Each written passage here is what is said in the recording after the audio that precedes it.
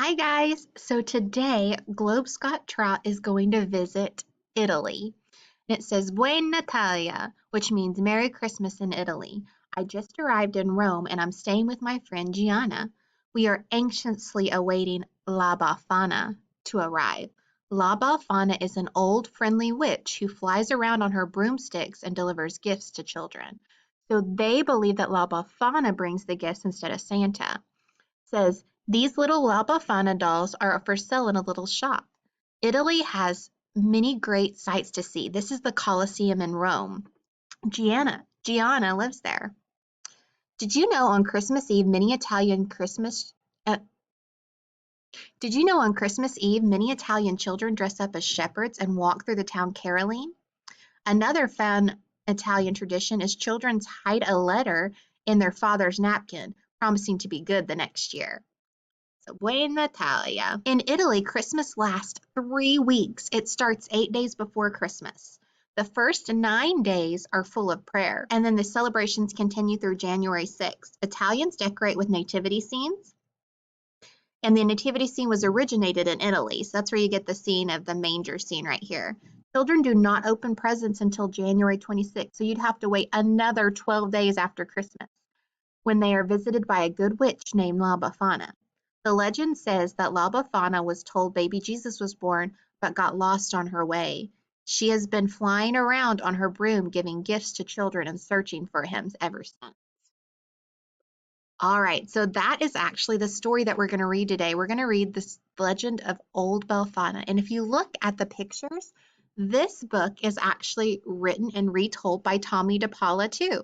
So you can tell his art, you can kind of tell that it looks very similar. So this is another folk tale, or remember a story that's passed down from generation after generation that he's likes to tell. So the legend of Old Befana. In a small house on the outskirts of a small village in Italy lived Old Befana. She lived all alone, and she wasn't very friendly. If any people dared to knock on her door, she never asked them in. I have no time for visiting, Old Befana would say. The children didn't like her either.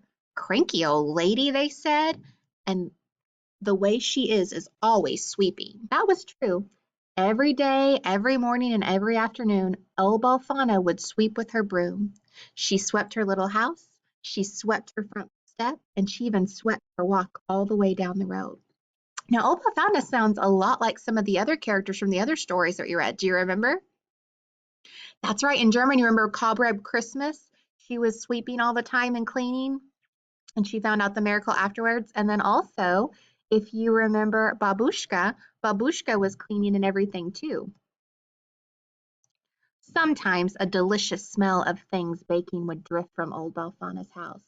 Whom does she bake for? Her neighbors would ask. And some nights they thought they heard her singing lullabies. Crazy old Belfana, everyone called her. One evening after old Belfana had eaten her dinner and swept her kitchen clean, she began to get ready for bed. She locked the door and shuttered the windows. Then she climbed into her bed, blew out the lamp. In the middle of the night, old Belfana woke up. The room was bright. How can that be? She asked. My lamp is out, my windows are shuttered, and still my house is filled with lights.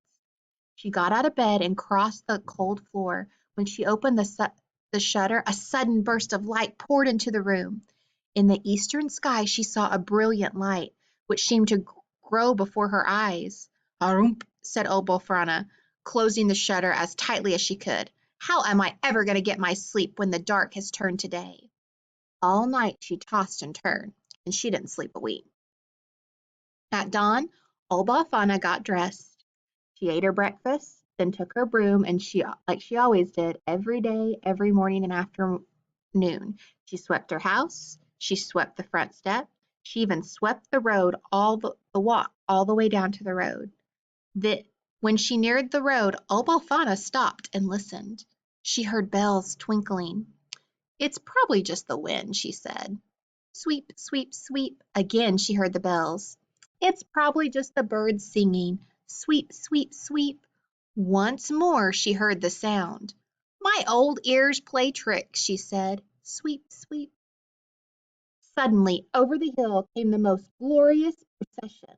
Remember, procession was a word that we heard in our story yesterday. A procession is a parade.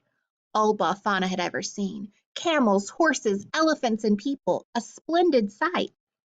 Halfway back rode three royal-looking men dressed in jeweled robes, wearing crowns upon their head. The procession stopped. The three kings got down and came up to a frowning old Befana. "Please," said one of the kings in a royal voice, "is this the way to Bethlehem?" "How can I say?" said old Befana. "I've never heard of it." And she began to sweep. "We are searching for a child," said the second king. "Do you know him?" "There are many children," said old Befana, sweeping still. "But this one is a king," said the third. "I know nothing of royal matters," she said. "Our books have told us," said the kings, "that when a bright new star appears, the child king will be born in Bethlehem." "That star I have seen," said old Befana. "It kept me awake all night. Now, if you will excuse me, I have work to do." The procession started up again. "Old woman," called a boy who was leading a camel by, "you should come with us. The child, this baby king, has come to change the world. He comes for us. He comes for the poor, and he comes bringing gifts." Old Befana paused. She watched the procession wind down the road. "A child king," she muttered. "Bethlehem." Sweep, sweep, sweep. "Well, heaven knows. Coming to change the world? Coming for the poor? Well, heaven knows old Befana is poor. Sweep, sweep. Gifts? Only a child." Old Befana went back into her house. "Perhaps I should go see him. But what do I have to take him?" She put her broom down. She got some butter and sugar and flowers. She blew on the fire and added some wood, and she began to sing. She baked all day. She didn't even sweep. It was almost dark when she finished, and she filled a basket with all the cakes, cookies, and candies she had made. "I'll take a few coals in a little pot to keep the cookies warm," she said. She put on her shawl and opened the door. "And I'll take along my broom to sweep the room clean, for the baby king's mother will be tired." Old Befana stopped. She hadn't swept all day. "It won't take me long," she said. She put down the basket and began to sweep. She swept her little house. She swept her front step, and she even swept her walk all the way down to the road.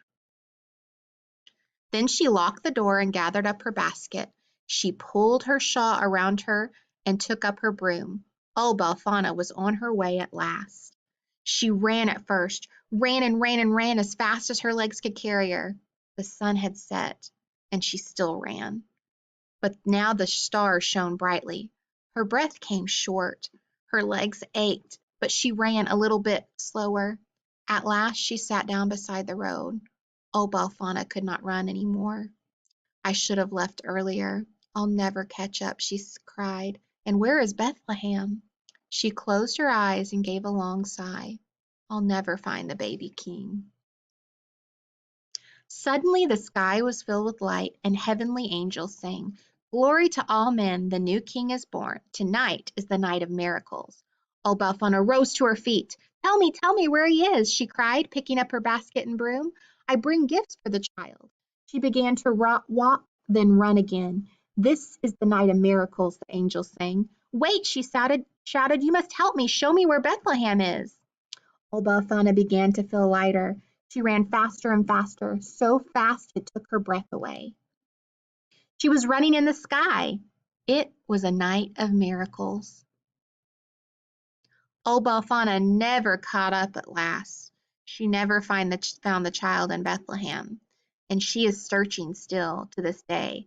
Every year on the Feast of the Three Kings, January the 6th, old Befana runs across the sky. She visits all the children while they sleep and leaves them gifts from her basket. Then she takes her broom and sweeps the room all clean. "For after all," said old Befana, "I never know which child might be the baby king of Bethlehem." So this book was similar or the same as some of our other stories, but it was a little bit different too. So what you're going to do now is you're going to connect to Seesaw, and I want you to tell me how you thought this book was the same as some of the other books that we read and how it was different. All right, you guys did an awesome job. Thank you.